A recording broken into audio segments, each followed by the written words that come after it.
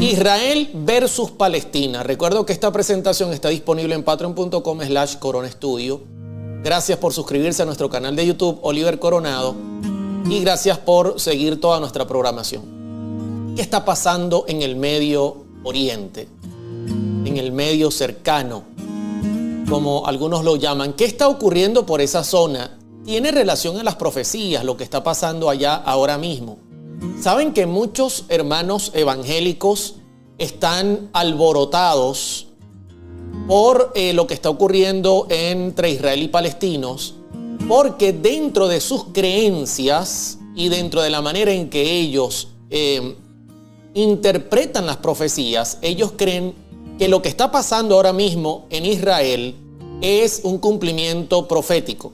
Y por esa razón hemos querido tocar este tema para aclarar qué es lo que está sucediendo en Israel, qué es lo que se puede esperar y hacia dónde apuntan las profecías. Cuidado con nosotros errar a la hora de apuntar al blanco, porque sería el mayor problema que nos meteríamos teológicamente hablando. Así que les voy a pedir ahí donde están que me acompañen como siempre. Vamos a tener una palabra de oración. Oremos. Querido Padre, gracias por tu palabra. Gracias porque hoy podemos abrir tu palabra con total libertad. En tus manos colocamos el conflicto que hay entre israelíes y palestinos. Ten misericordia, Señor. El mundo cada vez está más peligroso, más difícil. La situación cada día se complica más. Y para colmo, el enemigo confunde y trata de hacer ruido para engañar y confundir a las personas que quieren encontrar el camino correcto. En tus manos nos colocamos, dirígenos en el estudio de la tarde de hoy. Ten misericordia de toda la gente que sufre en Israel y Palestina, y gracias por acompañarnos en el nombre de Jesús. Amén y amén. Muy bien, nuestro tema: Israel versus Palestina. Vamos a tener un tema interesante porque vamos a aclarar algunos detalles de lo que está ocurriendo actualmente entre israelíes y palestinos, y vamos a aclarar también lo que dice la profecía bíblica, para que ninguno de nuestros hermanos esté en el limbo diciendo, bueno, ¿qué estará pasando? Y si hay un hermano evangélico que nos está sintonizando, pueda también poner su mirada directamente en las profecías. Quiero iniciar citando un texto que para nuestros hermanos evangélicos, sobre todo dispensacionalistas, y de eso voy a hablar en un momento, es un texto que ellos le ponen la lupa, sobre todo en este conflicto entre Israel y Palestina.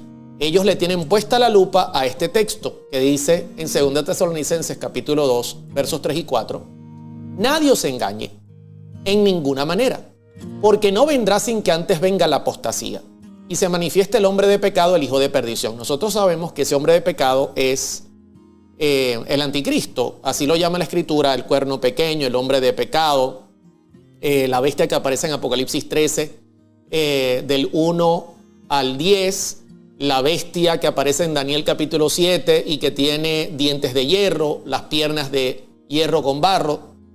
Eso apunta directamente al anticristo. Y nadie os engañe, porque no vendrá sin que antes venga la apostasía. Todo esto lo hemos estudiado, pero quiero que lo miremos hoy desde el punto de vista que ellos lo hacen. Y luego dice el verso 4, el cual se opone y se levanta contra todo lo que se llama Dios o es objeto de culto. Eso es lo que ya el hijo de perdición, el hombre de pecado, el anticristo hizo desde el 538 a 1798. Y luego añade, tanto que se sienta en el templo de Dios como Dios haciéndose pasar por Dios. Cuando ellos, nuestros hermanos evangélicos, miran este texto donde dice, tanto que se sienta en el templo de Dios, ellos interpretan que ese templo es literalmente el templo de Jerusalén. El gran problema, querido hermano, querida hermana, es que actualmente en Jerusalén no hay ningún templo. Así que, según el criterio profético que ellos tienen y la manera de interpretación bíblica que utilizan, el anticristo para ellos ha de levantarse de ese templo que debe estar restaurado en Jerusalén. Entonces estaríamos hablando de la restauración de un tercer templo. Así ellos digieren este pasaje. Para ellos, el anticristo se tiene que levantar desde allá, desde Jerusalén, y sentarse en el templo de Dios literalmente, y por supuesto para que eso ocurra, tiene que primeramente reedificarse ese templo. Y de hecho, algunos hablan que se están haciendo planes para la reedificación del templo, ¿ok? Que se están preparando los utensilios, que ya la vaca de color un poco roja está ya por allí y comienzan a inventar un poco de cuentos. Entonces vienen los conflictos entre Israel y palestinos y se alborota el mundo evangélico diciendo, está por cumplirse la profecía. Y lo interesante es que para ellos esto sería ya el fin del mundo, donde Dios va a arrebatar en algún momento a la iglesia de manera secreta, y además va a entrar un periodo de 7 años divididos en 2. O sea, ellos tienen la manera de interpretar esto y usualmente es una interpretación literal. Entonces, este templo es literal. De hecho, yo le hice esta pregunta a la inteligencia artificial. Miren la pregunta que le hice. Recuerden que la inteligencia artificial es una base de datos que tiene mucha información, y le hice esta pregunta. ¿Qué relación tiene la construcción de un tercer templo en Israel y la aparición del anticristo en la teología evangélica? Porque en la teología adventista esto no tiene asidero. Nosotros no somos dispensacionalistas, nosotros somos historicistas. Y ya le voy a explicar un poco cuál es la diferencia. ¿Ok? Nosotros somos historicistas e interpretamos las profecías siguiendo la historia, y por esa razón estamos muy claros en cuanto a los acontecimientos actuales. Pero le hice esta pregunta: ¿qué relación tiene la construcción de un tercer templo en Israel y la aparición del anticristo en la teología evangélica? Miren la respuesta que la inteligencia artificial me dio. En la teología evangélica, y le pedí una respuesta en 60 palabras, ¿ok? Porque usted cuando le hace una pregunta es bueno ponerle el límite, porque si no le da una respuesta de 2 hojas. En la teología evangélica se cree que la construcción de un tercer templo en Israel es un evento profético que se relaciona con la aparición del anticristo. Todo lo que les estoy comentando, ¿no? ¿Por qué razón? Bueno, porque el anticristo se tiene que sentar en el templo y para ellos ese texto es literal. Se interpreta que el anticristo se manifestará en ese tercer templo, profanándolo y proclamándose a sí mismo como Dios, de acuerdo con pasajes bíblicos como 2 de Tesalonicenses capítulo 2, verso número 4. Están notando cómo ellos van literalmente a 2 de Tesalonicenses capítulo 2 y dicen, bueno, Pablo dijo que el anticristo se va a sentar en el templo de Dios, haciéndose pasar por Dios. Entonces ese templo tiene que ser el de Jerusalén, porque no hay otro templo. Y por lógica tiene que haber una reconstrucción, porque no hay actualmente un templo en Jerusalén. Entonces, lógicamente, esto complica todo el cuadro teológico que ellos manejan. ¿Por qué? Porque si nosotros interpretamos 2 de Tesalonicenses capítulo 2, ese templo representa la iglesia cristiana.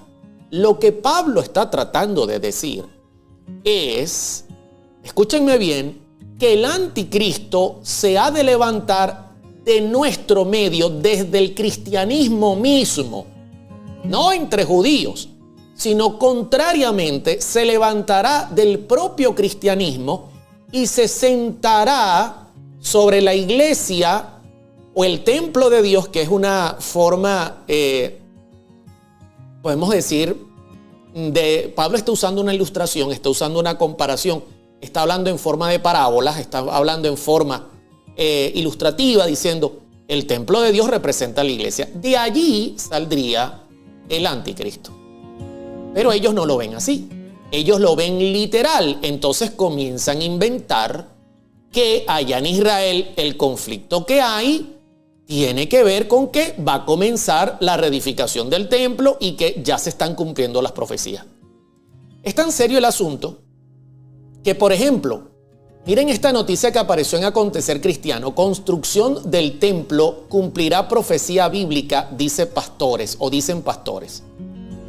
Pastores conocidos evangélicos, si usted le hace la pregunta, ellos van a decir: lo que está pasando hoy día en Israel es el cumplimiento de la profecía bíblica, donde se tiene que restaurar el templo para que se levante el anticristo y la tierra llegue a su fin.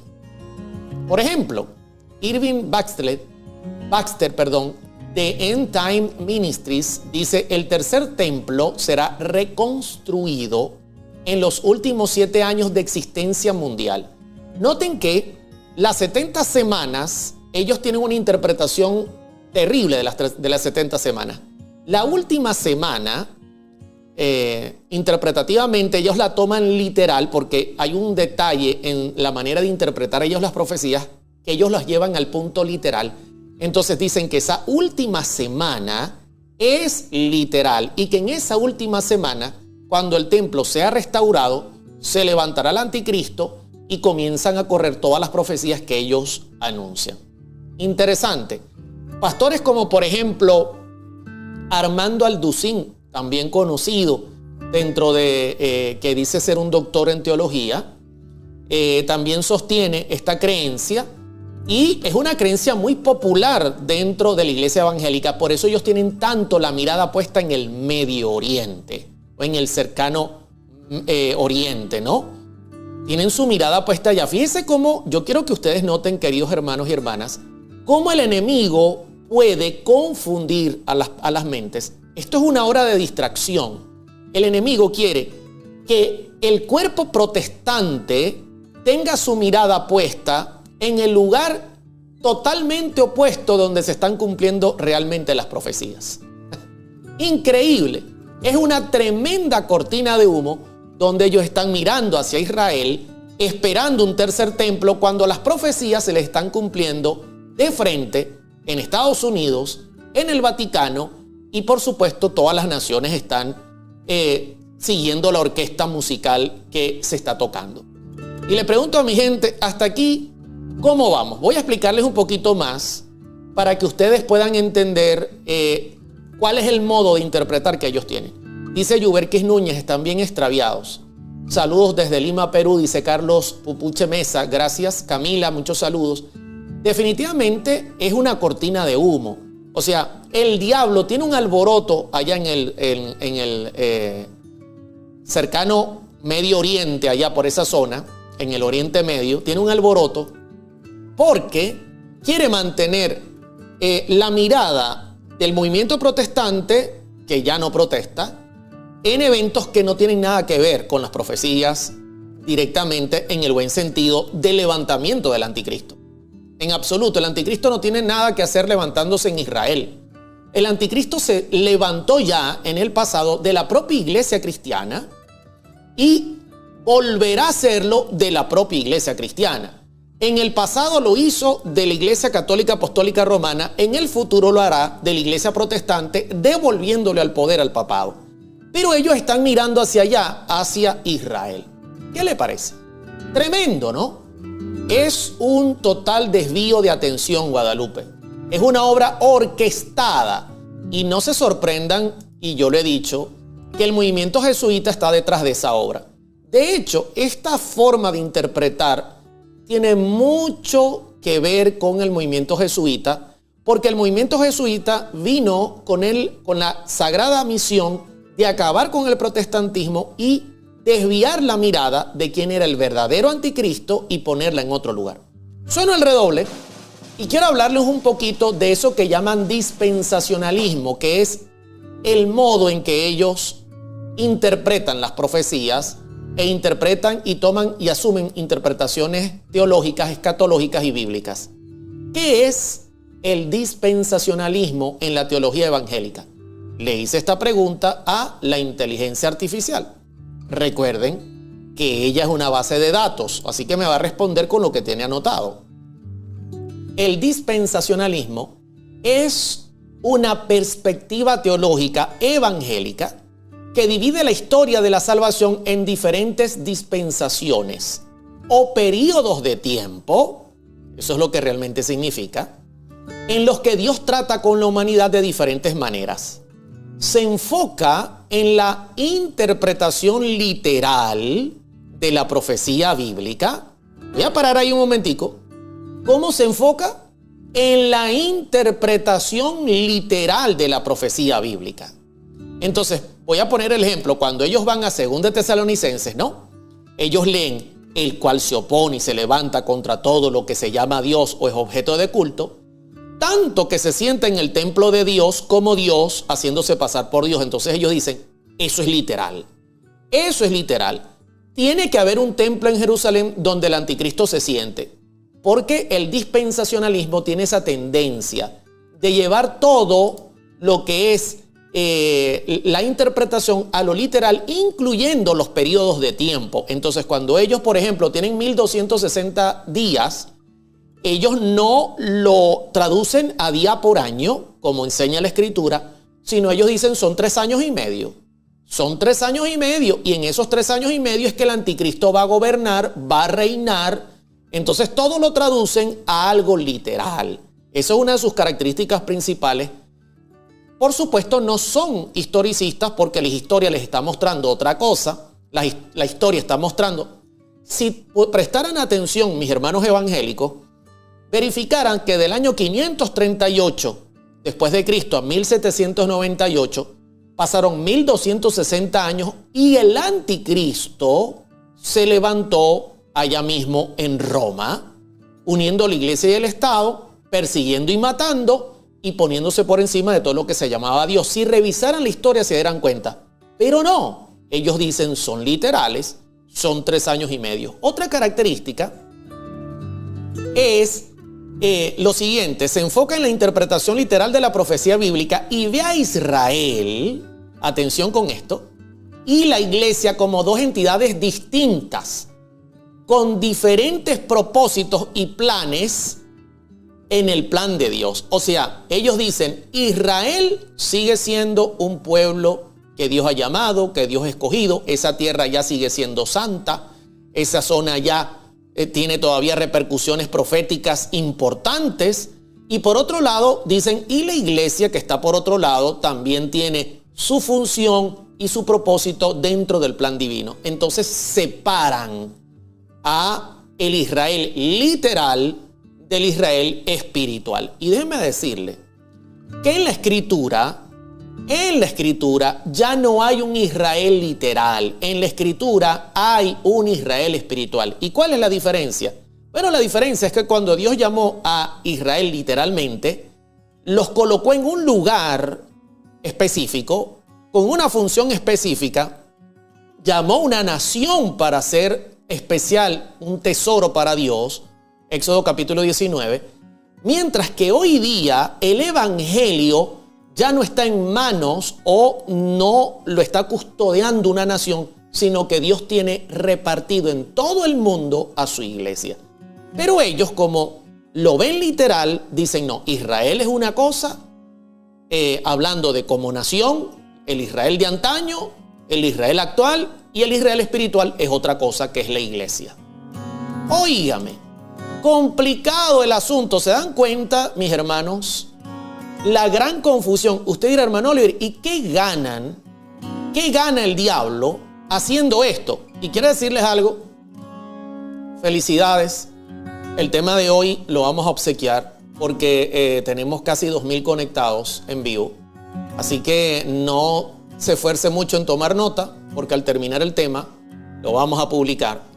El tema ya es suyo. Eso es resultado de agradecerle a usted por compartir el programa.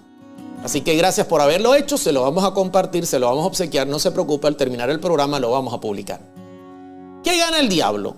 Bueno, el diablo gana quitar la mirada a el verdadero problema que se está gestionando en el mundo, que es que Estados Unidos va a volver, lamentablemente, a crear o va a hacer una imagen de la bestia que ya reinó por 1260 años y le entregará ese poder a esta bestia que representa el poder católico apostólico romano. Y eso, lo increíble del caso, está en manos de los protestantes.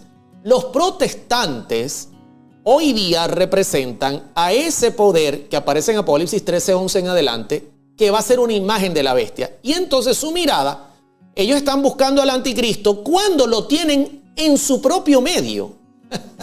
Increíble. Y entonces ponen la mirada allá en el Medio Oriente. ¿Ah?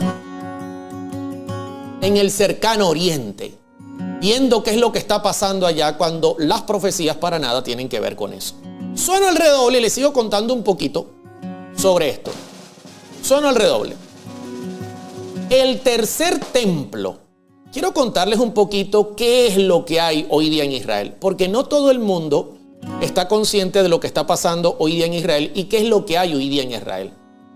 Esto que usted mira acá no es un templo judío. Y esto está justamente en el lugar que ocupaba el templo que Salomón construyó, que fue destruido y que luego en las días de Esdras, Nehemías reconstruyó y que volvió a ser destruido. Bueno, hoy día está este templo y no es judío. No es judío. De hecho, aquí ustedes pueden ver una imagen y ustedes se dan cuenta rápidamente que las características de este templo no son judías. Esto es un templo musulmán. Esto es una mezquita musulmana. Aquí no se adora a Jehová, se adora a Alá. Y este lugar es el lugar exacto donde anteriormente estuvo el templo de Salomón y donde también estuvo el templo donde Cristo entró y que fue reconstruido por Nehemías. Interesante. Yo de antemano les voy a leer un poco, dejo en la descripción de la presentación allí, de dónde estoy sacando la fuente. La cúpula de la roca o el domo de la roca, esto que ustedes están viendo en pantalla se llama la cúpula de la roca o el domo de la roca, así se le llama. Es un monumento situado en Jerusalén, en el centro del monte del templo o explanada de las mezquitas. Se completó inicialmente entre los años 691 y 692 después de Cristo, por orden del califa Omeya Abd al-Malik. Durante la segunda fitna en el lugar, atención con esto, en el lugar donde antes se erigía el segundo templo judío, destruido durante el sitio romano de Jerusalén en el año 70. Ojo que esta fuente no es en absoluto, esto es una fuente histórica la que estoy usando. Y noten cómo lo dice clarito, clarito, la cúpula de la roca o el domo de la roca es un monumento situado en Jerusalén en el centro del monte del templo, ¿ok? Y está ubicado o colocado en el lugar donde antes se erigía el segundo templo judío destruido durante el sitio de romano en Jerusalén en el año 70. Aquí lo tienen. Si usted hoy día va a Jerusalén y ve ese hermoso monumento, eso no es judío, eso es un monumento árabe hecho por musulmanes y está exactamente en el lugar donde anteriormente estuvo el segundo templo y donde, por supuesto, estuvo el primer templo. ¿Qué le parece? Interesante. Si usted no lo sabía, se lo hago saber para que usted tenga una idea de lo complicado del asunto. Imagínese, en el propio centro de Jerusalén, en el propio monte donde estaba el templo, donde la Shequina aparecía delante del pueblo, allí, como resultado de la apostasía de Israel, posteriormente se construyó fue este santuario, este monumento que tiene que ver con la religión musulmana. Ahí no hay ningún templo judío. O sea que, para poder reedificar un tercer templo, lo primero que habría que hacer es derribar este. Tendrían ellos, lo pongo en pantalla, que derribar este templo, o sea, tomar el control de toda esa zona, derribar este templo para poder reedificar el tercer templo, cosa que, por supuesto, está bien, pero bien complicado. Ahora, yo quiero contarles un poquito lo serio de este asunto. Esto que voy a colocar en pantalla es parte de una de las puertas que daban entrada a Jerusalén y que fueron construidas de la data de los días de Esdras, dentro de la reconstrucción de lo que fue la ciudad y el templo. Esto que usted está viendo allí está ahí en Jerusalén y es parte de esa reconstrucción que se hizo. esta era una de las 4 puertas que daba entrada a Jerusalén. ¿Ok? Es tan serio la situación que se vive en Jerusalén y en Israel, entre israelíes y palestinos. Es tan dura la situación. ¿Por qué? Porque hay una enemistad tremenda que la voy a presentar ahora entre estas dos naciones, estos dos grupos, israelíes y palestinos, o israelíes y árabes, que conviven juntos. Oye, imagínense la situación, conviven juntos en un territorio que está ocupado por varias religiones, entre ellas cristianos, musulmanes y judíos. Y esto, que es una de las puertas que daba entrada a Jerusalén, para que ustedes tengan una idea, los musulmanes, los árabes, para impedir que los propios judíos lleguen hasta allí, construyeron acá, lo que usted está viendo acá, un poco tapadito por estas rosas, construyeron un cementerio musulmán. Porque los judíos, por nada del mundo, pisan un cementerio musulmán. Y lo hicieron a propósito. En una de las puertas que daba entrada a Jerusalén, que fue una de las que quedó, colocaron delante de esa puerta y de esa parte de murallas un cementerio musulmán. A propósito, imagínense la rivalidad, imagínense la incomodidad que vive esa gente. Voy a compartir esto, y esta se llama la Puerta Dorada, así se le llama. Voy a compartir esta información. Los musulmanes crearon un cementerio en el exterior de la puerta, dado que estaban convencidos, miren esto tan interesante, de la profecía de Zacarías capítulo 9, verso 9. Ya se la voy a leer. El precursor del Mesías, que anunció que en su llegada, esto corrió dentro de los judíos, o sea, corrió esta creencia, ¿ok? Que se esperaba que en su llegada por parte de los judíos, no se atrevería a entrar, ¿ok? No se atrevería a entrar al lugar porque era un cohen. Ya le voy a decir un poquito qué es eso. De hecho, la entrada en los cementerios les está teóricamente prohibida a los sacerdotes debido a la impureza. Te lo puede leer Levítico 10:6, Levítico 21, 1 al 5 y Ezequiel 40, 20 al 25. Entonces, ¿qué pasó? Los árabes decían, mira, la profecía dice que el Mesías de ellos, de los judíos, va a entrar por esta puerta. Y entonces nosotros, para evitar que él entre por esta puerta y se cumple Zacarías 9:9, nosotros vamos a colocar un cementerio allí. Y él no se va a atrever a entrar allí, porque es que ningún judío lo pisa. Ningún judío pisa un cementerio musulmán. ¿Por qué? Porque está prohibido en la Torá, dice ellos, en los primeros 5 libros de la Biblia. Y por supuesto el Mesías no va a querer entrar. ¿Ok? Porque hay una prohibición, porque era un cohen, está prohibido entrar a través de un cementerio. Y entonces ellos blindaron esta zona con tumbas de musulmanes. ¿Para qué? Para que ningún judío pisara ahí. Y menos se le ocurriera al Mesías, si llegaba a aparecer, pasar por ahí, porque la profecía decía que él pasaría por ahí. ¿Y saben qué profecía citan? Zacarías 9:9. Alégrate mucho, hija de Sión, da voces de júbilo, hija de Jerusalén. He aquí tu rey vendrá a ti, justo y salvador, humilde y cabalgando sobre un asno, sobre un pollino, hijo de asna. Entonces ellos decían, esa profecía se va a cumplir, y para que no se cumpla, vamos a colocar un cementerio delante de esa puerta para que ningún judío ponga el pie allí. Yo les estoy presentando esto. ¿Saben por qué? Porque yo quiero que tengan una idea del conflicto que se vive en Jerusalén y en Israel, entre judíos y palestinos, judíos y árabes, judíos y musulmanes. Es un conflicto de larga data y es un conflicto religioso, por cierto, y es un conflicto donde no se tratan o se tratan lo menos posible, y por supuesto uno no tiene que sorprenderse que hoy día toda esta situación haya derivado en una terrible guerra que se está llevando hacia adelante ahora, porque ese odio, ¿quién puede vivir con ese odio? Es terrible, mis hermanos.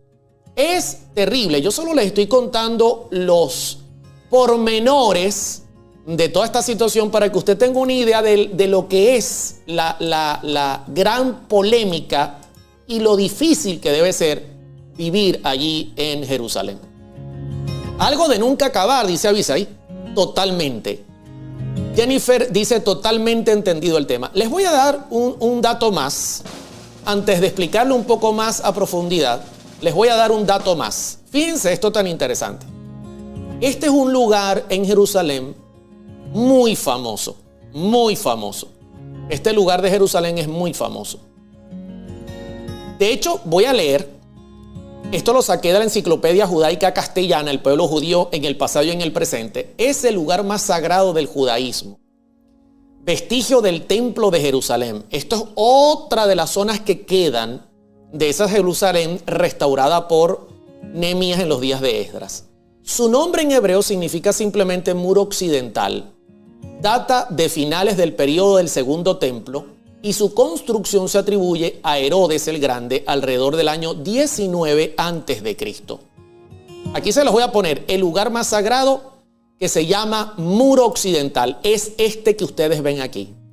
Y ustedes pueden notar en la imagen que este es el lugar más sagrado para los judíos. ¿Por qué? Porque les recuerda eso que fue el segundo templo. Por cierto, no construyeron un cementerio allí para que sí puedan llegar allí. Noten lo que es la controversia y la pelea que tienen. Ahí sí pueden llegar, porque no hay un cementerio. O sea, no pudieron, los palestinos no impidieron que ellos llegaran allí. Mientras que en el otro sector, que es la Puerta Dorada, eso sí lo impidieron colocando el cementerio. Aquí sí pueden llegar. Y es un lugar que usted seguramente ha visto mucho. Note que aquí se puede ver el monumento que tienen los palestinos o musulmanes en la zona que ocupaba el templo. Aquí se puede ver el gran domo de la roca. Aquí se puede ver. Y aquí está la pared. Miren, acá por un lado está un grupo y por este lado está otro. Y usted recordará que aquí van ellos a lamentarse. Este es el gran muro de los lamentos o el muro occidental. Y aquí usted puede mirar en las imágenes, usted coloca en YouTube Muro de los Lamentos y los ve a ellos allí orando y lamentándose por todo lo que le ha ocurrido a Israel. Imagínese poder vivir en esta condición donde por un lado hay un grupo que tiene un odio total a los judíos y por el otro lado los judíos tienen un odio total a los palestinos. Las diferencias son en gran manera religiosas e históricas, de guerra y de pelea, y conviven en toda esa zona, la Franja de Gaza, parte de Jerusalén y toda la zona que hoy día estamos viendo que está en grande conflicto. Entonces, ahora usted entiende que no hay que sorprenderse porque estén peleando. Más bien, yo decía dentro de mí, cuando comenzó la guerra, yo dije dentro de mí, habían tardado mucho en que esto explotara, porque ¿quién puede vivir así? Donde tú estás todo el tiempo sospechando del vecino, donde el vecino te tiene odio, te tiene rabia, donde se tiran unos a los otros, porque esto es otra cosa que se viven dando, donde Israel se metió allí, y de eso les voy a hablar un poco, a la fuerza, después de mucho tiempo, rodeado por puros enemigos. Oye, es complicado, muy complicado, y eso tiene una historia que lamentablemente no puedo contarla toda, pero es bien complicada. Ahora bien, entendiendo y habiendo hecho un cuadro para que ustedes tuviesen cierta idea de lo que representaría ser un tercer templo, de por qué los evangélicos tienen la mirada puesta allá, porque son dispensacionalistas. Ellos dicen que el anticristo se va a levantar y se va a sentar en el templo, y ese templo es el tercer templo, y tiene que derribarse el domo de la roca para hacerse el tercer templo.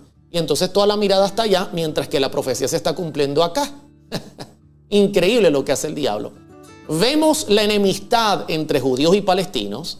Entonces viene la pregunta: ¿cómo inició el conflicto? Suena el redoble y vamos a la respuesta, porque esto es interesante. Saludos para Anthony en España, para Walter y para todos los que están en sintonía. ¿Cómo inició el conflicto? El conflicto inicia en Génesis. Saque usted la cuenta, la data que tiene este conflicto. Este conflicto no es de hoy. Este conflicto tiene siglos de siglos. Tanto que comenzó en el libro de Génesis. Y de hecho, yo no voy a presentar todo. Voy a presentar solo una base para que usted tenga una idea. Cuando Dios llama a Abraham y le dice, Abraham, yo voy a hacer de ti padre de una gran nación. Abraham ya es un hombre de 80 años, 80 y algo de años. Y Sara, su esposa, no puede tener hijos.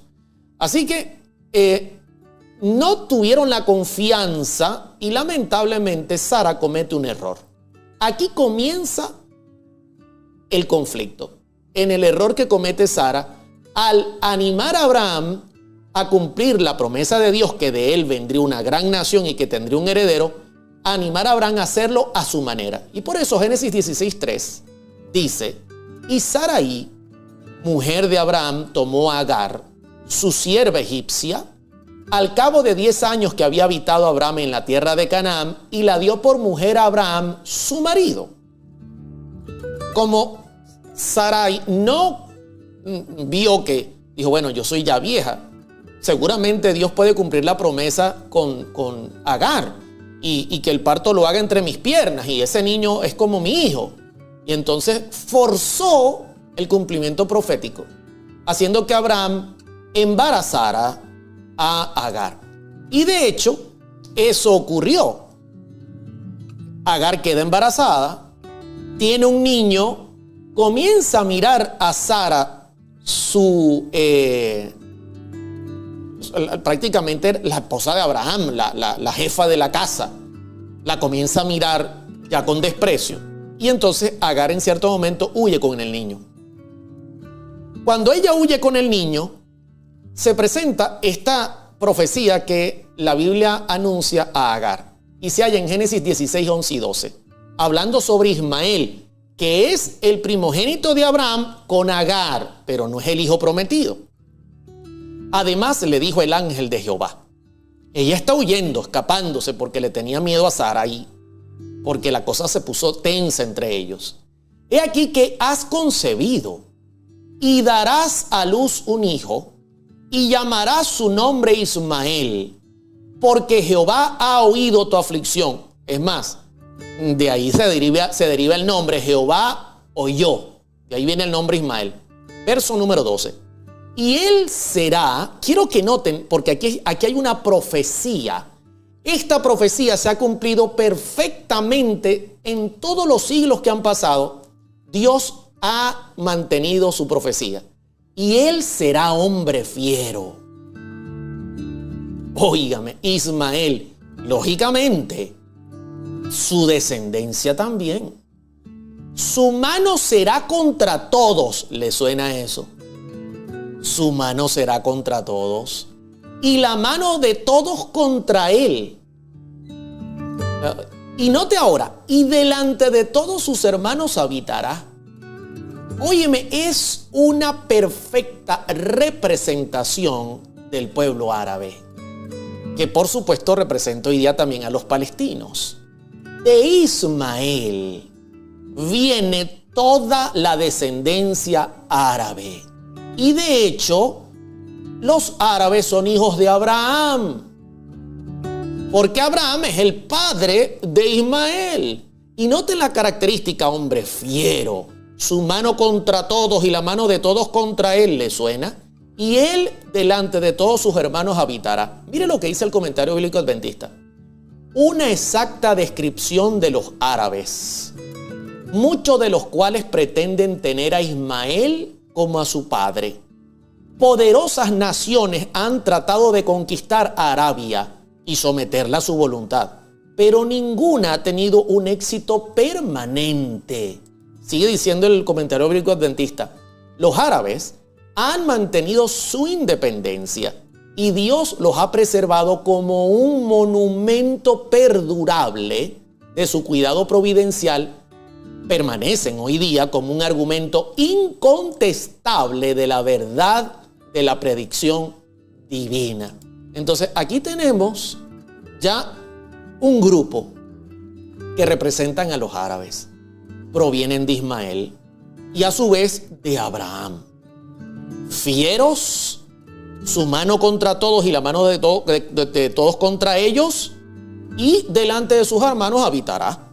Y nadie ha podido mover esa profecía. Ahí están, ahí están, ahí están cayéndose a bomba, ahí están cayéndose a plomo, como dirían, ahí están. Hijos de Abraham. ¿Saben que los árabes reclaman las tierras que le pertenecían a Abraham? Ellos dicen, esas tierras son de nuestro padre Abraham, nos pertenecen a nosotros. Óigame, tremendo problema, tremendo problema. Ahora voy a pasar para hablarles del hijo prometido, porque aquí ahora va a salir la descendencia judía. Sueno el redoble. Ismael no era el hijo prometido, no. El hijo prometido no era Ismael. Lamentablemente Sarai en su desesperación por cumplir la profecía cometió un gran error. Pero el hijo prometido no era Ismael. De hecho, Dios se lo reclamó. Y posteriormente, Génesis 17:15 dice, dijo también Dios a Abraham, a Sarai, tu mujer, no la llamarás Sarai, mas Sara será su nombre. Verso 16, así como le cambió el nombre a Abraham, de Abraham a Abraham, ahora le cambia el nombre a Sarai a Sara. Y la bendeciré, y también te daré de ella hijo. Sí, la bendeciré, y vendrá a ser madre de naciones, reyes de pueblos vendrán de ella. Entonces aquí tenemos ahora otra descendencia más. Otra descendencia más que viene exactamente de Abraham con Sara. Y mire lo que le dice en Génesis 17:19. Respondió Dios, ciertamente Sara, tu mujer te dará a luz un hijo y llamarás su nombre Isaac. Y confirmaré mi pacto con él como pacto perpetuo para sus descendientes. Entonces nace Isaac, que tiene que ver con la risa, porque él se rió. Abraham se ríe y dice, yo tengo 100 años. A esta altura es que yo voy a tener al hijo prometido. Y él se ríe y ese es el nombre que le queda a Isaac. Él se rió. ¿Ok? Mientras que está por el otro lado Ismael. Por el otro lado está Ismael. Entonces aquí tenemos otro hijo que representa a otra descendencia. Escúchenme lo serio del asunto. Los judíos y los palestinos o árabes, incluyendo todos los que representan esta descendencia, escúchenme, lo voy a decir con mucho respeto. Yo sé que alguno se podría ofender si es judío o si es árabe, pero judíos y árabes son hermanos o medio hermanos, hijos de un mismo padre, Abraham. Y ambos reclaman sus derechos. Óigame, imagínense, el conflicto es entre hermanos. Lo que está pasando en el Medio Oriente es de entre hermanos. Es más, si usted le pregunta a un árabe de cualquier lugar, del Líbano, si usted le pregunta que le cuente la historia de Ismael, él le va a contar la historia diciéndole que Ismael es el principal de los hijos, el primogénito y principal y heredero. Pero si usted se lo pregunta a un judío, le va a decir, no, Ismael fue el hijo de la sierva, de la esclava. Nosotros somos los herederos. Es un conflicto entre hermanos. Óigame, serio el asunto, ¿verdad? Un asunto bien serio. Usted me dirá, no, hermano, pero realmente el heredero verdadero era Isaac. Yo no voy a entrar en conflictos, y menos teológicos y religiosos, y menos políticos, pero ambos hijos de Abraham. El error de Sarai se pagó caro, se pagó caro. Ahora, quiero, entrando ya en materia, y yo creo que ya ustedes han captado la idea, y aquí quiero aprovechar y hacer una pequeña pausa. Es increíble, ¿no? Que de la descendencia de Isaac, Dios llamara a su pueblo, y de esa descendencia vino el Mesías. Es increíble que Dios escogió a Israel como un pueblo especial, como una nación santa. Lo dice, lo dice Éxodo capítulo 19. Era para Dios un pueblo especial. ¿Ok? Una nación de sacerdotes, una nación santa, consagrada para llevar el evangelio. Pero lamentablemente, ese llamado estaba condicionado a la obediencia de este pueblo. Ellos tenían que obedecer. De lo contrario, perdían ese llamamiento que Dios le había hecho. Y ellos aceptaron, pero lamentablemente no cumplieron. No cumplieron. Y quiero contarles algo, ¿no? Volviendo al tema del templo, porque nuestros hermanos evangélicos dicen que tiene que levantarse un tercer templo para que el anticristo se pueda sentar. Así dicen los hermanos evangélicos. Volviendo al tema del templo, quiero contarles por qué razón los dos templos que se construyeron cuando Israel era esa nación especial que Dios había llamado, por qué razón fueron destruidos. Para darle un sentido correcto a la profecía. Mientras ellos están mirando el templo en Israel, yo quiero contarles por qué los dos templos construidos fueron destruidos y cómo eso también tiene que ver con las profecías. ¿Ok? Y tienen que ver con las profecías. Voy a sonar el redoble y les voy a contar sobre el primer templo. Sueno el redoble y paso directamente para que ustedes lo miren. Miren esto tan interesante. Cuando Israel recibe el llamado, Dios los llama a ser una nación de sacerdotes, escogida, santa, que proclame el evangelio al mundo. ¿Ok? Israel se le ordena construir un templo. El primer templo lo hizo Salomón. Y fue un templo, hermano, que eso era una cosa increíble. Salomón no escatimó en gastos. No hubo en la tierra un edificio que se pudiese comparar a este primer templo. Era una cosa única en el mundo y que no se repetirá nuevamente. Pero, lamentablemente, el pueblo no era fiel. Y quiero contarles esto. ¿Por qué razón? Escúchenme bien la pregunta. ¿Por qué razón Dios permitió que se destruyera ese hermoso templo, ese primer templo? ¿Por qué razón? Déjeme contarle el por qué. Porque hoy día ese templo quedó totalmente arrasado. En Jeremías, capítulo 17, verso 26, la Biblia dice: y vendrán de las ciudades de Judá, de los alrededores de Jerusalén, de tierra de Benjamín, de la Cefela, de los montes y el Negev, trayendo holocausto y sacrificio, y ofrenda e incienso, y trayendo sacrificio de alabanza a la casa de Jehová. ¿Ok? Si el pueblo era fiel, si el pueblo cumplía con su llamado, Israel, el resultado es que Dios guardaría ese templo, no sería destruido, y de todos lugares vendrían con holocaustos, con sacrificios, con ofrendas, y traerían alabanzas a la casa de Jehová, que era el templo. Ahora, mire el motivo por el cual este primer templo fue destruido. Jeremías lo dice,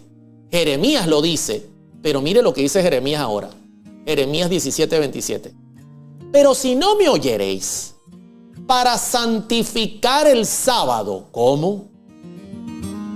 Miren, los hermanos evangélicos están hablando de un tercer templo y no saben por qué se destruyó el primero todavía.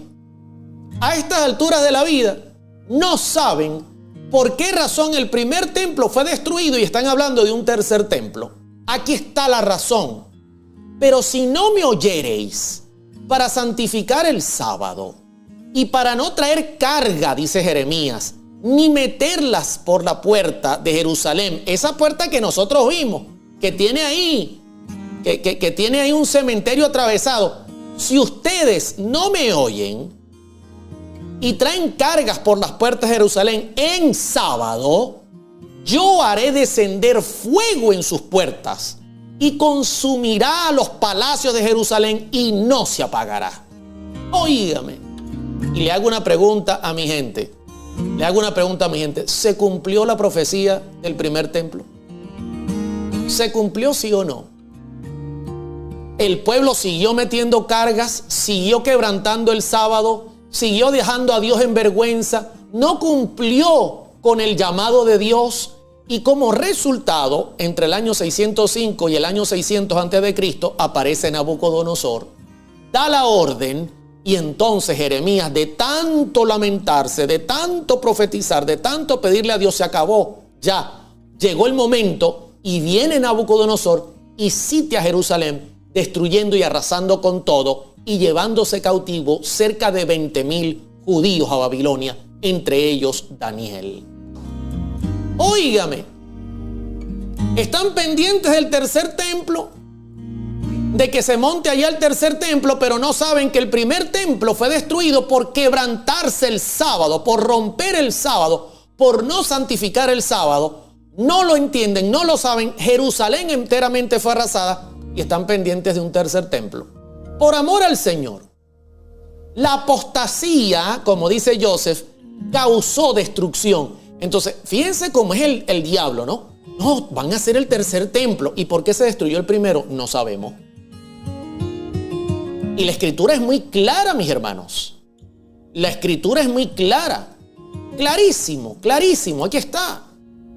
Pero si no me oyereis para santificar el sábado y para no traer carga ni meterla por las puertas de Jerusalén en día de sábado, yo haré descender fuego en sus puertas y consumirá los palacios de Jerusalén y no se apagará. Y se cumplió a la perfección. ¿Y por qué fue destruido el segundo templo? Están hablando del tercero. ¿Será que saben por qué se destruyó el segundo templo? Están pendientes. Mire cómo el diablo es cosa seria, poniendo la mirada ya en Israel, en los bombardeos. No, que es que el anticristo ya debe estar. Están preparando los utensilios. ¿Por qué se destruyó el segundo templo? ¿Cuál fue el motivo? Buena pregunta. Dice Olga, por la idolatría. Suena el redoble.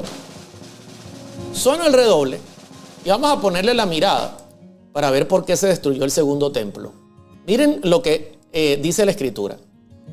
¿Saben que esa semana, que es la semana triunfal que Cristo entra a Jerusalén por esas puertas, que hoy día pusieron el cementerio para que el Mesías no entre y ya entró? Imagínense ustedes, ya el Mesías entró. O sea, el texto que yo cité al principio, donde aparece Jesús cabalgando y que ellos temían y ellos creían que el Mesías podía entrar, Zacarías 9:9, alégrate mucho, hija de Sión, da voces de júbilo, hija de Jerusalén, he aquí tu rey, vendrá a ti justo y salvador, humilde y cabalgando sobre un asno, sobre un pollino, hijo de asna.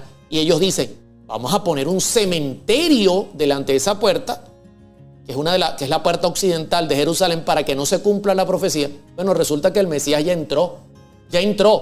Y en esa semana triunfal, que Cristo entra, ¿ok?, por Jerusalén, que el propio Jesús visitó el segundo templo, lo cual le dio más gloria que el primero, siendo el primero mucho más hermoso, mucho más impresionante. La entrada de Cristo le dio al segundo mayor gloria, alabado sea su nombre. Pero Cristo consigue que los tiempos no han cambiado, que el pueblo sigue en idolatría, que el pueblo sigue mirando lo que no tiene que ver. Y en Mateo 23:37, Cristo dice estas palabras tristes: Jerusalén, Jerusalén, que matas a los profetas y apedreas a los que te son enviados. ¿Cuántas veces quise juntar a tus hijos como la gallina junta sus polluelos debajo de las alas y no quisiste? No quisiste. O sea, ¿cuántas veces yo quise salvarte? ¿Cuántas veces yo quise protegerte? Pero no quisiste. Y hoy día la historia se está repitiendo, mis hermanos. Y la gente sigue esperando un tercer templo, pero no quieren la protección de Dios. Increíble, no quisiste. Y noten cómo termina Jesús sus palabras. Mateo 23:38. He aquí, quiero decirles que cuando Cristo entra al templo y echa fuera a los cambistas, esta es la limpieza que Jesús hace, la última limpieza que Jesús le hace al templo. Dice: mi casa será llamada casa de oración. Pero en Mateo 23:38, cuando sale, ya no dice mi casa, sino dice: he aquí, vuestra casa os es dejada desierta. Vuestra casa os es dejada desierta. Eso me recuerda cuando la Shekinah se iba del templo, esa nube gloriosa que estaba en el templo, y cuando el pueblo desobedecía, hacía lo incorrecto, la Shekinah se retiraba. De igual manera, Cristo lo está haciendo, pero ahora literalmente, Él abandona el templo y les dice: vuestra casa os es dejada desierta. Ahí el segundo templo quedó, ¿cómo podríamos decir?, sentenciado a su destrucción. Y usted dirá: ¿y cuál fue el pecado, hermano Oliver? En los días de Jeremías hemos visto cuál fue el pecado que destruyó el primer templo. No me oyeron para santificar mis sábados, para no traer cargas por las puertas de la ciudad de Jerusalén en día sábado. Yo voy a hacer descender fuego. ¿Cuál fue la causa que dejó en desierto ahora? Y que hoy día vemos que hay un monumento, el Domo de la Roca, en Jerusalén. ¿Cuál fue la causa? En Mateo 24:4, nosotros podemos notar que Cristo le dice a los discípulos: ellos salen del templo. Ya el templo ha quedado desierto, ya la casa quedó vacía. Y los discípulos dicen: mira nuestro templo. Y Jesús le dice: ¿veis todo esto? De cierto os digo que no quedará aquí piedra sobre piedra que no sea derribada. Olvídense, no va a haber otro templo. Este que queda será destruido. Escucha lo que le estoy diciendo: no habrá un tercer templo, porque el segundo sería arrasado completamente. Y ellos quedaron sorprendidos. Pero es que la presencia de Jesús se había ido. ¿Y cuál fue el motivo? En Mateo 24:15, Cristo señala qué evento traería la destrucción de Jerusalén y del templo. Por tanto, cuando veáis en el lugar santo la abominación desoladora de que habló el profeta Daniel, el que lee entienda. Aquí está el motivo. El motivo que trajo la destrucción del segundo templo fue la abominación asoladora. Y usted dirá: ¿y qué fue eso, hermano Oliver? ¿Qué fue eso tan terrible que en el año 70, unos 40 años después de la ascensión de Cristo, trajo una desolación horrible que la cuenta Flavio Josefo con lujo y detalles, y da dolor leer ese momento? Saben que el Comentario Bíblico Adventista, al hablar de abominación, dice esto: entre los judíos con frecuencia se denominaba abominación a un ídolo o algún otro símbolo pagano. Primer libro de Reyes 11:5, 11:7. O también alguna cosa que resultaba ofensiva desde el punto de vista religioso. No quiero que pierda eso. O un ídolo o símbolo pagano, o alguna cosa que resultara ofensiva. Y déjeme decirle qué fue lo que resultó ofensivo para que Cristo dijera en Mateo 23:38: he aquí, segundo templo, vuestra casa os es dejada desierta. ¿Saben qué? Los judíos se llenaban la boca de decir que ellos guardaban la ley. Se llenaban la boca y decían: nosotros somos obedientes a la ley. Maestro, ¿qué debo hacer para tener la vida eterna? Guarda los mandamientos. Todos los he guardado desde mi juventud. Ven y sígueme. No. Ven y sígueme, no. Querido hermano, la ley de Dios es un reflejo del carácter de Dios. ¿Sabe lo que trajo la destrucción del segundo templo? Que ellos se llenaban la boca de decir que guardaban la ley de Dios, pero querían matar a Dios. Ellos se llenaban la boca de decir: nosotros amamos tu ley, es lo más hermoso que hay, pero con él no queremos nada. ¿Y quién es él? El Mesías. Ese rechazo fue la abominación que trajo el asolamiento al segundo templo, a Jerusalén, y que trajo la destrucción entera de lo que quedaba.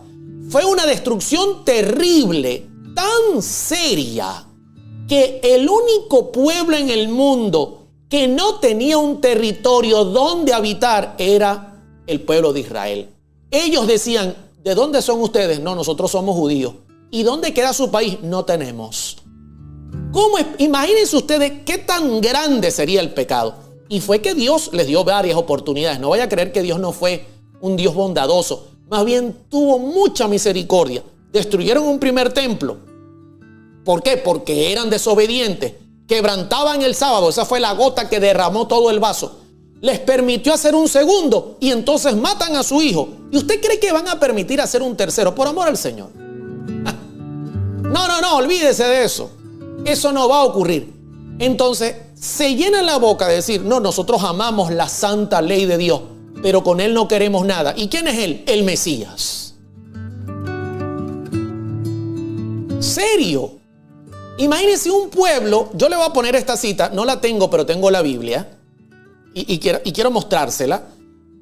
Un pueblo que hasta el año 1948 usted le preguntaba: ¿y ustedes son qué? No, yo soy venezolano. ¿Y dónde vives? En Venezuela. ¿Y tú? Yo soy colombiano. ¿Y dónde vives? En Colombia. ¿Y tú? No, yo soy judío. ¿Y dónde vives? ¿Cuál es tu país? Bueno, por ahora no tenemos territorio. Hasta 1948. Y mire esto que le voy a leer. ¿Cómo podemos interpretar esto? Imagínese usted, miren esto, interesante. Deuteronomio 11:24. Todo lugar que pisare la planta de vuestro pie será vuestro, le dice Dios a Israel. Desde el desierto hasta el Líbano, desde el río Éufrates hasta el mar occidental, será vuestro territorio.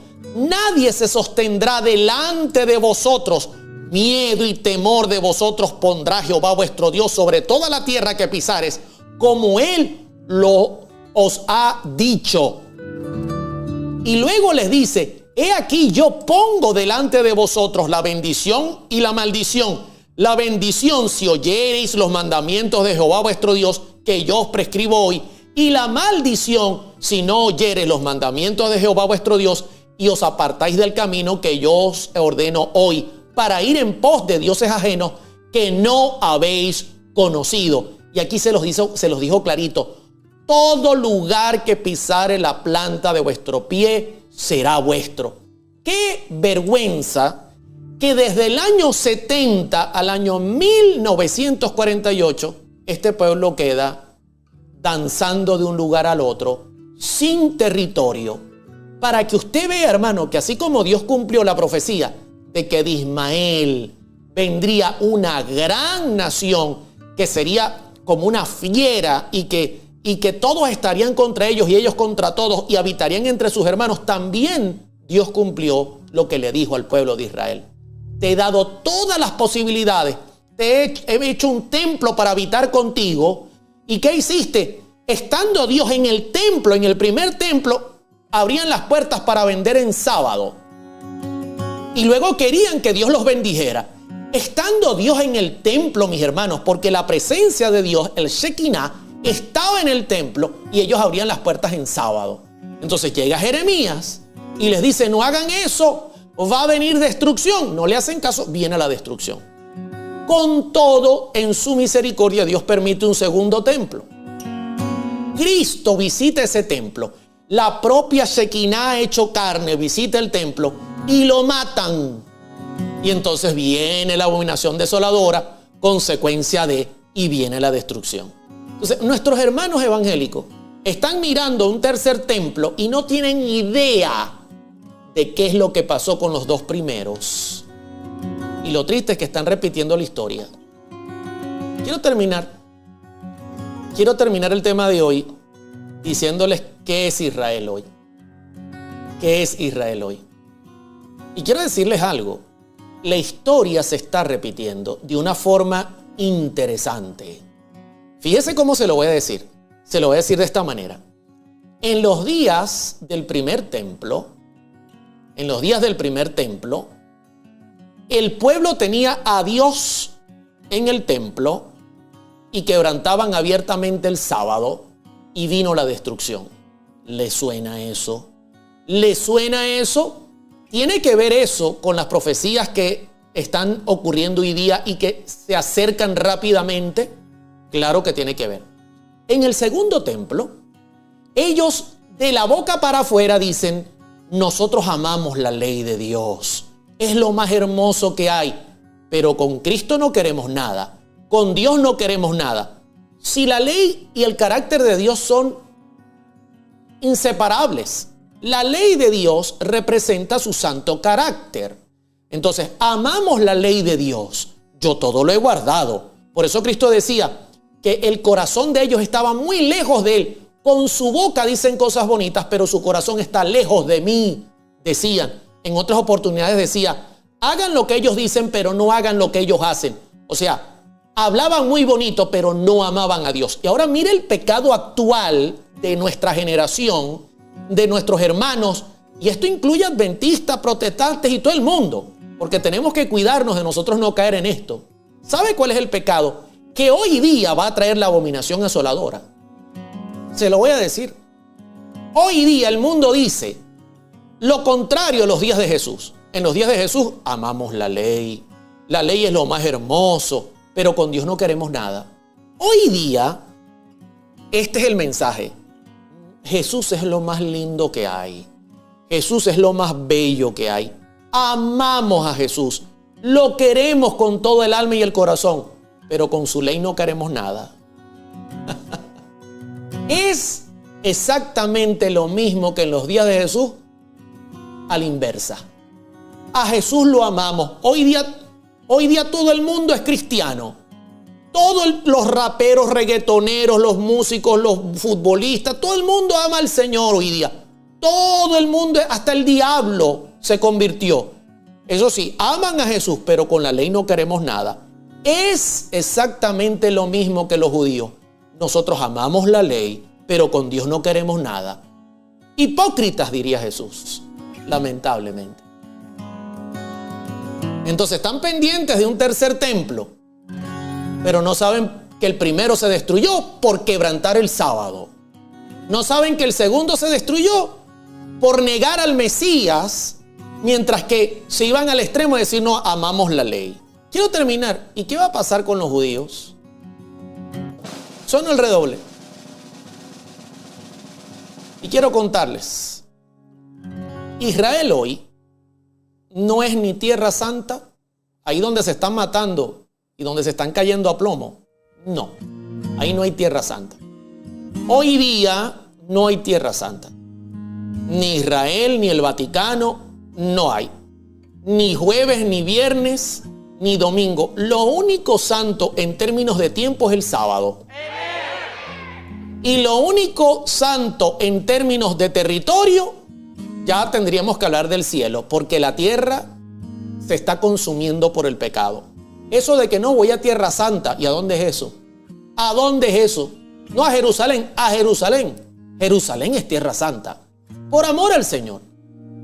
Donde hay todos esos conflictos y ese odio, donde musulmanes y judíos ni siquiera se quieren ver la cara cuando caminan por la calle, por amor al Señor. ¿Qué Tierra Santa puede ser eso?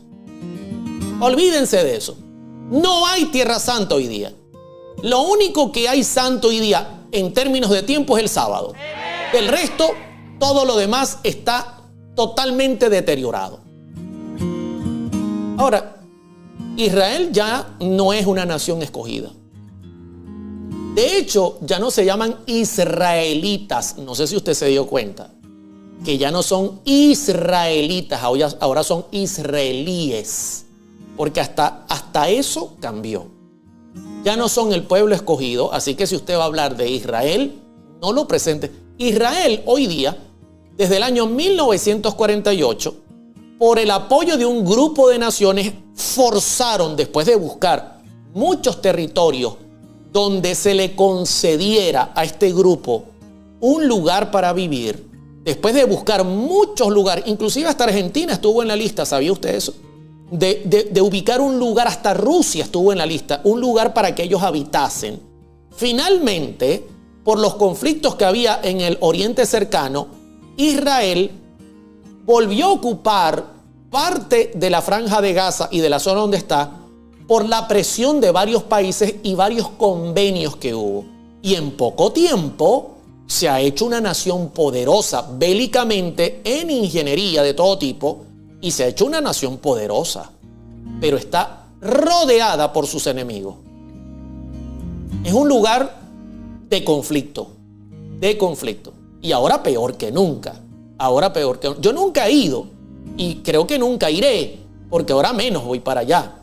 Yo nunca he ido a Jerusalén ni he pisado toda esa zona, no he ido. Entonces, hoy día, lamentablemente, es la situación. Forzadamente entró allí. ¿Qué ocurrió? Que bueno, los palestinos fueron de alguna manera empujados luego de vivir en ciertas zonas y forzados a convivir con los israelíes. Entonces ya Israel, querido hermano, querida hermana, no pinta nada ni proféticamente, y es un país como cualquier otro país, hablando en términos espirituales. O sea, no tiene ninguna función ni profética ni teológica, simplemente tiene su historia, sus lugares históricos. Cristo nació en esa zona y usted ya conoce toda la historia. Hablando en términos espirituales, Pablo, en Romanos capítulo 11, verso 11, mire cómo lo presenta. Digo pues, ¿han tropezado los de Israel para que cayesen? En ninguna manera. Pero por su transgresión vino la salvación a los gentiles para provocarlos a celos. A Pablo, que era judío, dice, tropezaron para que cayesen. En ninguna manera. Pero por su transgresión vino la salvación a los gentiles para que provocarlos a celos. Ellos erraron, Dios les quitó ese título especial de pueblo escogido, y escuchen lo que le voy a decir. Y se lo dio hoy día a la iglesia, que está en todo el mundo, no ocupando un territorio específico. ¿Ok? Atención con eso sería otro tema. Pero la pregunta clave es, ¿eso significa que entonces los que nacen en Israel ya no tienen esperanza? No tienen salvación. Están perdidos. ¿Sabe que si usted hoy día va a Israel y le pregunta a un israelí si cree en Jesús, dice no, el Mesías no ha venido? No creen en aquel que nació hace 2000 años y que entró triunfalmente a Jerusalén en un pollino y que fue crucificado. No creen en aquel que por el pecado que cometieron contra él, porque Pedro lo dice en Hechos capítulo número 2, 3 y 4, dice, mataron al autor de la vida. No creen que por ese error fue destruida Jerusalén, fue destruido el templo y quedaron errantes por años de años. No creen todavía. Pero quiere decir eso que entonces ya se van a perder, esa gente no tiene salvación. Mire cómo Pablo lo dice de una manera hermosa. ¿Ok? Bueno, se nos dio la oportunidad a nosotros porque ellos tropezaron. Pero mire lo que dice Pablo en Romanos 11, 23. Y aún ellos, note la condición, porque siempre hay una condición. Y aún ellos, los de Israel, si no permanecieren en incredulidad. No, porque hay gente que me dice, no, hermano Oliver, el que nace en Israel tiene un beneficio, es de la simiente de Abraham, y yo soy de la simiente de Coronado, y mi apellido no me salva. Y los que nacen en Israel pueden tener un apellido judío y sí, pero son descendientes de Abraham. Y la salvación hoy día, ya no hay judío ni griego, dice Pablo. De hecho, mi familia, por cierto, es de origen griego.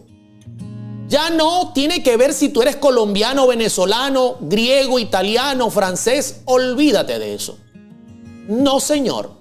La salvación hoy día depende de la fe. Como dependió desde antaño, desde los días de Adán. Eso de que yo soy simiente de Abraham. Nosotros no somos nacidos de fornicación. Somos simiente de Abraham. Juan capítulo 8. Olvídese de eso.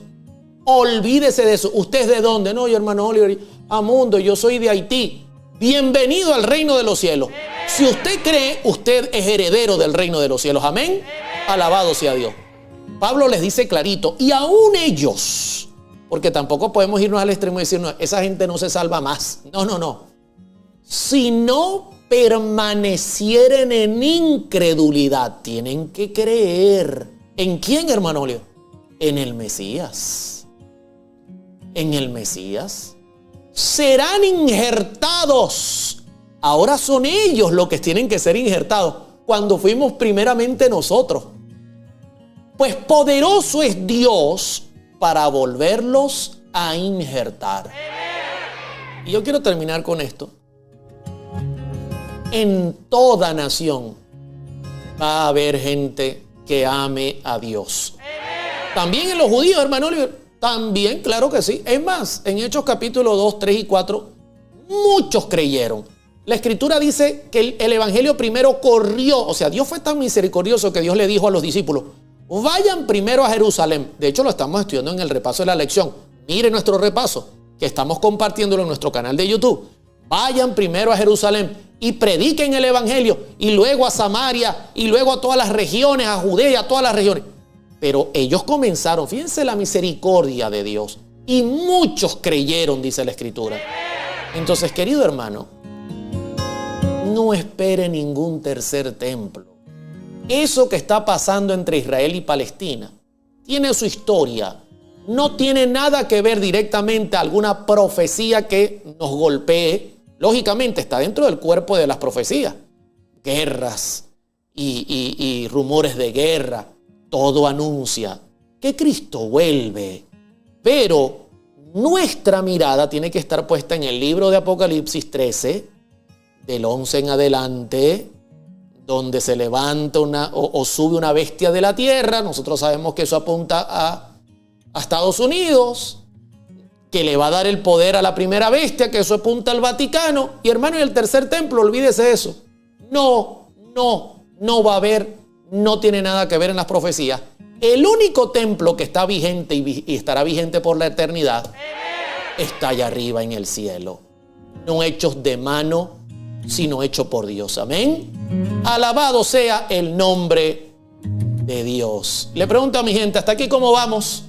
¿Cómo quedó el tema? ¿Le quedó un poco claro el contexto de lo que estamos estudiando? ¿Quedó un poco claro, sí o no? ¿Quedó un poco claro? ¿Quedó claro?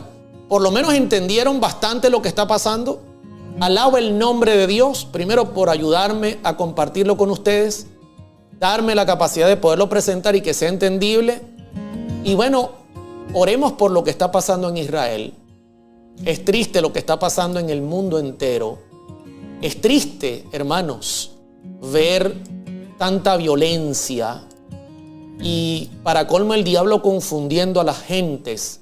Sin duda, todos son señales del fin. Vamos a orar para pedirle a Dios que tenga misericordia de todos nosotros. Oremos. Querido Padre, gracias por tu palabra. Gracias por ayudarnos a entender lo que está sucediendo en el mundo. Te rogamos por Israel y por los palestinos y los árabes. Tú sabes la situación tan dura que viven. Hoy día cayéndose a tiros, a bombas, escaseando el agua, la comida, las medicinas, tanta gente muriendo y sufriendo. El único que se goza de todo esto es el diablo, porque tú eres un Dios bueno.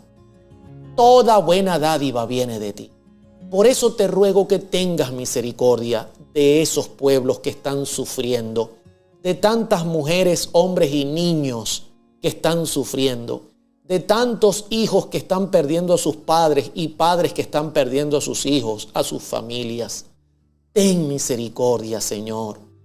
Ven pronto a buscar a tu pueblo. Ya queremos irnos de este mundo. Este mundo da miedo, da terror, mirar la maldad acrecentada. Ten misericordia de nosotros. Ayúdanos a poner la mirada en los cumplimientos proféticos que sí tienen significado. Ayúdanos a poner la mirada en Cristo nuestro Salvador, quien es el único que nos puede salvar. Ayuda a estos pueblos, Señor, para que no permanezcan incrédulos, como dice Pablo, sino que ellos crean en tu Hijo Jesús y puedan ser libres y puedan recibir la vida eterna. Porque tu evangelio es para el mundo entero. Gracias por habernos escuchado. Ten misericordia en el nombre de Cristo Jesús. Amén y amén. Queridos hermanos, gracias por habernos acompañado. El Señor les bendiga en gran manera. El Señor les acompañe. Les dé un feliz martes. Les esperamos mañana en nuestra programación de Vida y Salud con Mari. El jueves continuamos con Agenda 2030 y cerramos el sábado con poderosos temas. No se pierdan este jueves el nuevo orden mundial. Dios te bendiga y el Señor te acompañe. Y como siempre, que Dios bendiga a Venezuela y al mundo.